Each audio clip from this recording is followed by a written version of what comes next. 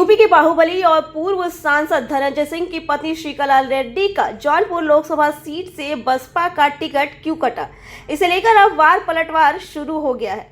पत्नी का टिकट कटने के बाद पूर्व सांसद ने कहा कि उनके साथ ये तीसरी बार धोखा हुआ है। वो और उनके समर्थक इससे आहत हैं, लेकिन हम डरने वाले नहीं हैं। हम जिसे चाहेंगे वही चुनाव जीतेगा। चलिए आपको सुनाते हैं और आगे धनंजय सिंह ने क्या कुछ कहा।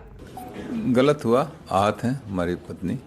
मुझे कोई बहुत ऐसा नहीं कि बहुत आश्चर्यजनक घटना है। मैं पहले भी 3 बार मेरे साथ ऐसी घटना घट चुकी है। तो मेरी पत्नी के लिए पहली घटना थी, श्रीकला जी के लिए वो आहत हैं। सारा ठीक रहा, आप लोग पर फोड़ा जा रहा है कि आपने मना कर दिया, उनको कोई चारा नहीं मिला। नहीं, मैं भी सुन रहा था कि दबाव में ये वो ऐसा। बहुजन समाज पार्टी मुझे बहुत कायदे से जानती है और ख़ास तौर से बहुजन समाज पार्टी की जब सरकार रही, बहन जी जब मुख्यमंत्री रहीं 2002 में, तब भी मुझे 1 साल जेल रखा गया। हम लोगों को 10-12 मुकदमे ला दे गए। तब तो हम लोगों ने कोई कम, मेरी माता जी का निधन भी हुआ था उस समय। हम लोग तो कहीं कंप्रोमाइज़ नहीं किए ना। तो बसपा, कम से कम बसपा के लोग जो बोल रहे हैं, अभी खरवाड़ जी हमको लगता है नए नए आए, उन्हें जानकारी नहीं है, इस तरीके की भाषा बोल रहे हैं। ठीक है, अपने पार्टी को डिफेंड करना बहुत से और भी तरीके, लेकिन दूसरे को डिफेम मत करिए। फिर 2007 से लेकर 12 में सरकार रही, उस समय हमारी सरकार से हुए वैचारिक मतभेद रहे। आपने देखा हमारे ऊपर मुकदमे लाद के मुझे बंद किया गया इसी जौनपुर जेल में।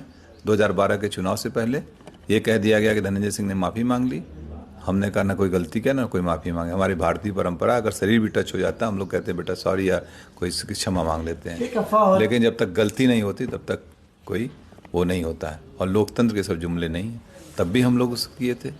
और हमारे, आपको ख्याल होगा 2011 में मुझे जौनपुर आने से रोका गया, धारा 144 लगाई गई थी, लेकिन मैं आया। क्या मैं दबाव डर गया था क्या पुलिस के उस समय की सरकार, तत्कालीन सरकार से?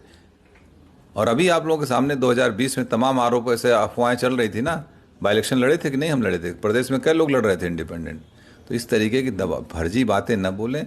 बहुजन समाज पार्टी भी देखा, अमेठी टिकट काटा, बस्ती काटा, आजमगढ़ काटा, बनारस काटा, एक दिन 2 दिन पहले। तो ये इनका हो सकता है कोई इनकी कार्यशैली हो, कोई अपना हो। तो आप अपना काम करिए, जो करना ठीक है, लेकिन लोगों को गुमराह मत करिए। 2024 के लिए क्या बचा है आपके पास? अभी निर्णय होंगे 2-3 दिन में लोगों के साथ बैठ के। जो हमारे तमाम पुराने साथी हैं, बहुत बड़े बड़े सब सहयोगी हैं, जो हमारे ब्लॉक के हैं, ब्लॉक प्रमुख, पूर्व ब्लॉक प्रमुख, बहुत से जिला पंचायत सदस्य हमारे हैं, पुराने साथी, सब लोग बैठ के एक निर्णय लेंगे। तय किया जाएगा, जो उचित होगा वही। झुकाव है किसी पार्टी की तरफ? अभी जब तक हम लोगों के राय मशवरा नहीं कर लेंगे तब तक कोई निर्णय नहीं लेंगे। अभी भूमिका तो अदा करेंगे? बिल्कुल भूमिका अदा करेंगे। बगैर हम लोगों के सहमति, जिसको हम लोग चाहेंगे वही यहाँ से सांसद जाएगा, ये भी तय है। इसके अलावा क्या कोई बात हुई आपकी बहुजन समाजवादी पार्टी के शीर्ष नेतृत्व से? नहीं, किसी से कोई वार्ता नहीं है। हाँ, मैं भी सुना कि वो कह रहे थे कि बहन जी से मेरी वार्ता हुई। मेरी बहन जी से जब मैं MP था 2013, आखिरी वार्ता उनसे फ़ोन पे मेरी 2013 में है। आज तक और इस टिकट में ना मेरा कोई लेना न देना। मैं जेल में था, आप लोगों को मालूम है। पत्नी को अप्रोच करके उन लोगों ने टिकट दिया, वार्ता उनसे हुई, और आरोप हमारे ऊपर लगा रहे हो। इसका मतलब कुछ पहले से ही मनगढ़ंत कहानी रही होगी, ताकि मुझे टो कर दो, मुझे डिफेम करने की बात थी। कोई खेल समझ में आ रहा है क्या इसमें?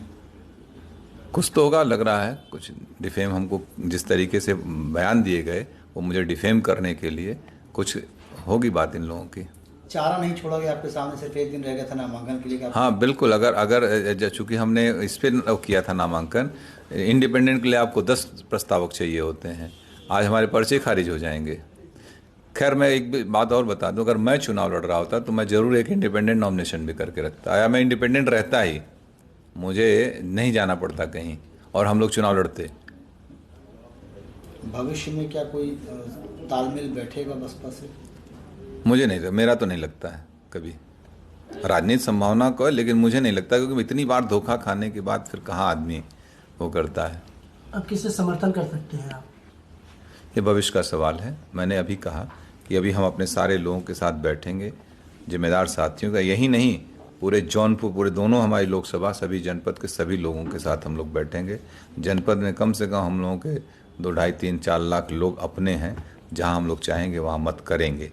ये सबसे मिलके बैठ के बात। ये अब संकेत आपको धोखेबाज बता रहे हैं कि उन्होंने एक दिन पहले ही कहा कि अब आप हमारी पत्नी चुनाव नहीं लड़ेंगी, इस तरीके का बयान आपने उनको इसका जवाब दे दिए यार। अब कि कौन कह रहा है, कितने बड़े लोग हैं, कोई बचा है बसपा में?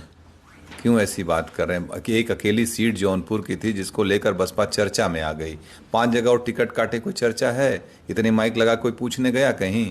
खाली जौनपुर की वजह से ना, जौनपुर की वजह से चर्चा में, धनंजय सिंह की वजह से बसपा चर्चा में, बसपा की वजह से धनंजय सिंह चर्चा में नहीं है। प्रणाम।